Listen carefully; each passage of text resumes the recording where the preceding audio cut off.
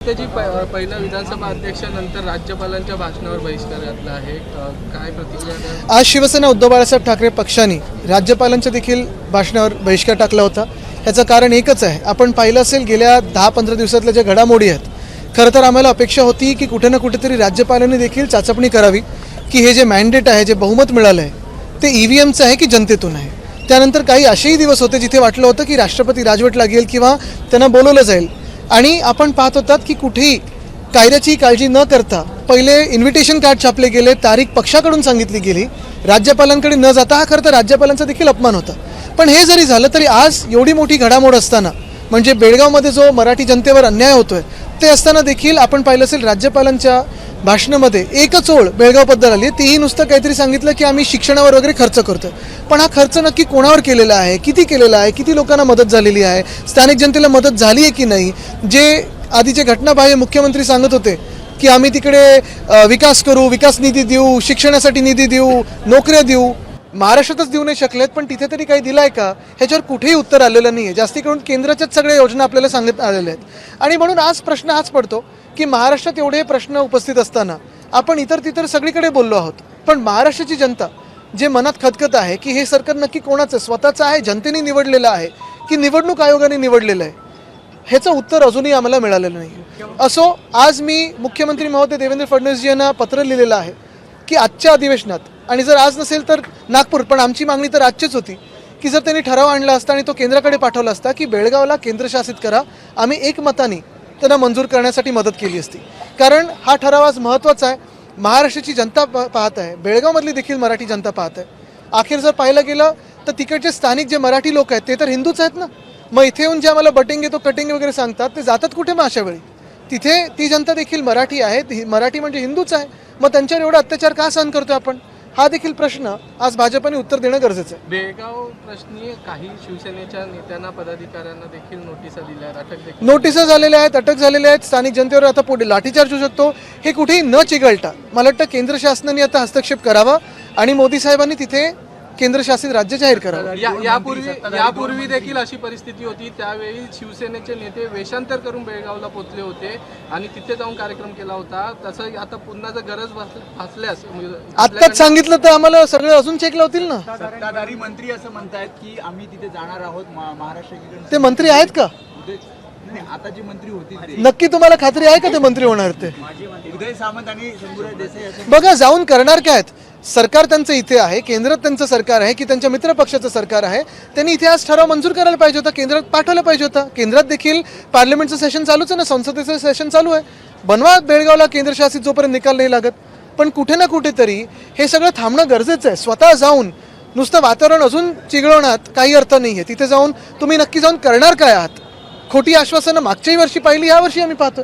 कर्नाटकचे भाजपचे प्रदेशाध्यक्ष म्हणतात की बेळगाव हा महाराष्ट्राचा भाग नाही आणि तो जस्टिफाय होऊ शकत नाही. हा महाराष्ट्र द्वेष कशासाठी त्यांच्या मनात, ह्यांनी पहिलं उत्तर द्यावं. आणि त्या जे काही ते म्हणालेत त्यांच्याशी मुख्यमंत्री महोदय सहमत आहेत का, हे मुख्यमंत्री महोदयांनी आज उत्तर द्यावं. त्यांचं तर मला वाटतं प्रेस तर होईलच, त्याच्यात विचारा आपण.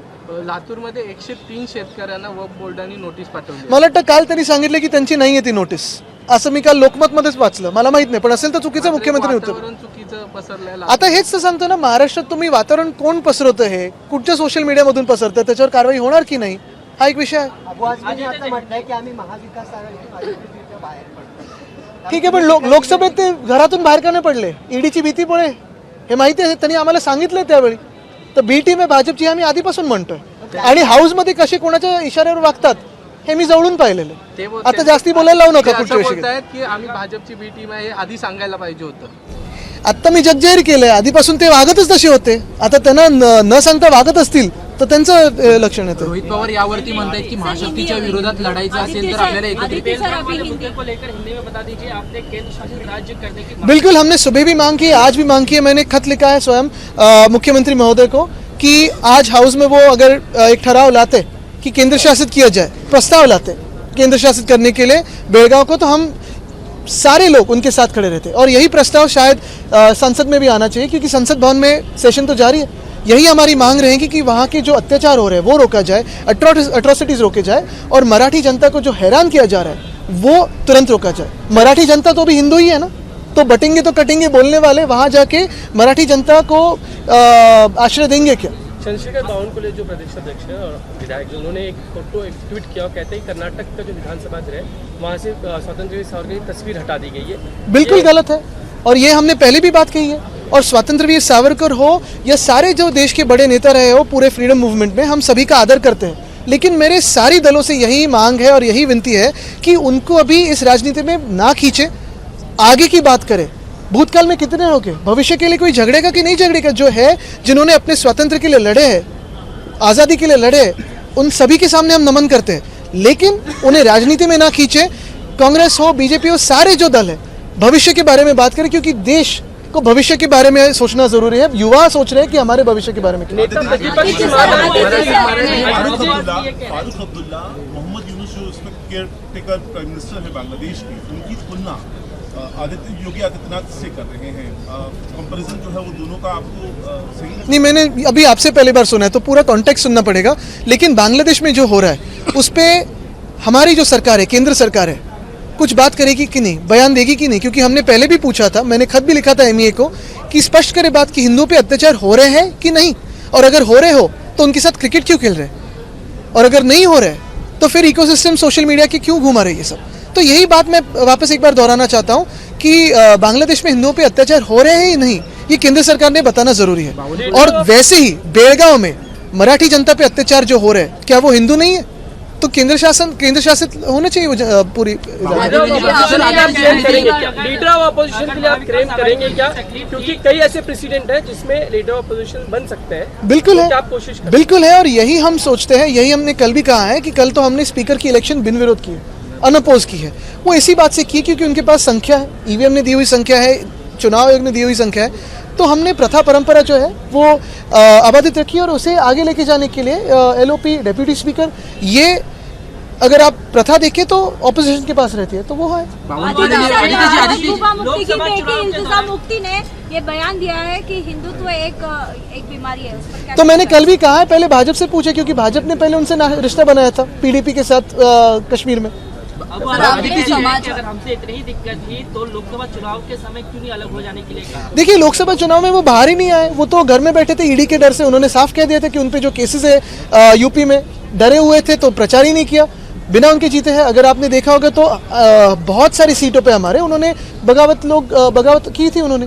तो देखिए, मैं यही कहना चाहता हूँ कि अखिलेश जी अच्छी लड़ाई लड़ रहे हैं, यूपी में लड़ रहे हैं, लेकिन यहाँ की जो यूनिट है उनकी, वो भाजपा की बी टीम की तरह बर्ताव कर रही है। बावनकुळेंनी ट्विट केलेलं आहे की स्वतंत्रवीर सावरकरांचा फोटो जो कर्नाटकच्या विधानसभेमध्ये लावण्यात आला होता तो काढण्यात आला, अशा प्रकारचं ट्विट केले, काय तुमची मराठी? मी पहिल्यापासून हेच सांगितलेलं आहे की स्वातंत्र्यवीर सावरकर आमच्यासाठी एक महत्त्वाची व्यक्तीच नाही, तर संपूर्ण महाराष्ट्रामध्ये त्यांचा मान सन्मान देशभरात आणि जगभरात आहे।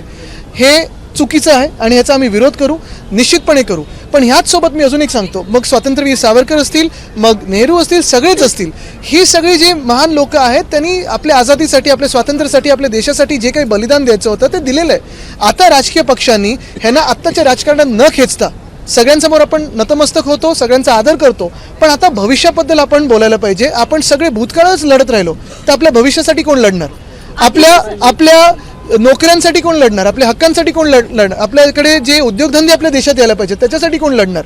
आपल्याला हे सगळे राजकीय पक्ष भूतकाळच लढवतात, इतिहासातच व्यस्त ठेवलंय। इतिहास आपण कधी घडवणार, आपला तरुण वर्ग कधी घडवणार, आता त्याच्याकडे लक्ष देणं गरजेचं आहे। एबीपी माझा, उघडा डोळे बघा नीट।